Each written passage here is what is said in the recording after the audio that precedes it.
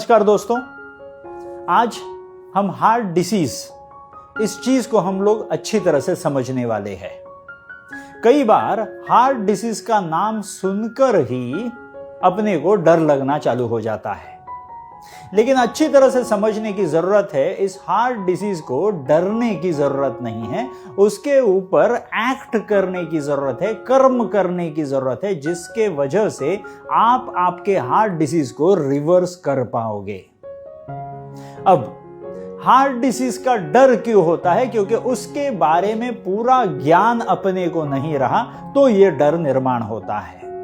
तो आइए पहले अच्छी तरह से समझते हैं इस हार्ट डिसीज के बारे में।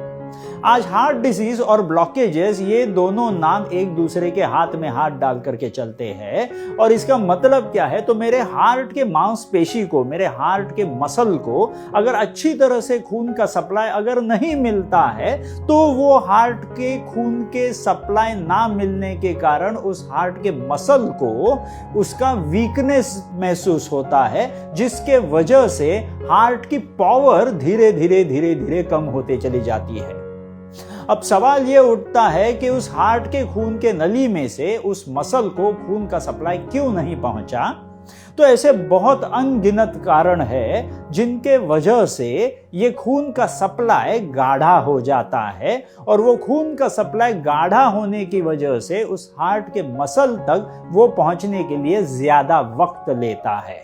ऐसे कौन से कारण है जिसके वजह से अपना खून गाढ़ा हो सकता है? तो बहुत सारे कारण है।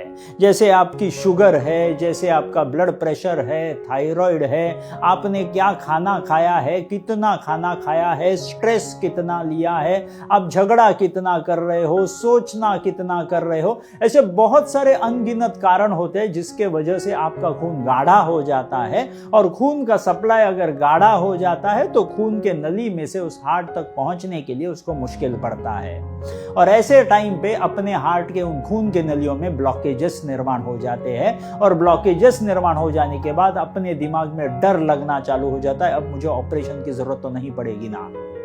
तो ऐसे पॉइंट पे मैं आपको यह बताना चाहता हूं कि इस हार्ट के ब्लॉकेज को रिवर्स करने के लिए माधव बाग के पास नॉन सर्जिकल, बिना ऑपरेशन, ऐसे बहुत सारे अलग अलग प्रक्रिया है, ऐसे बहुत सारे अलग अलग मेथोडोलॉजीज है जिससे आप आपके ब्लॉकेजेस को इमीडिएटली रिवर्स कर सकते हो।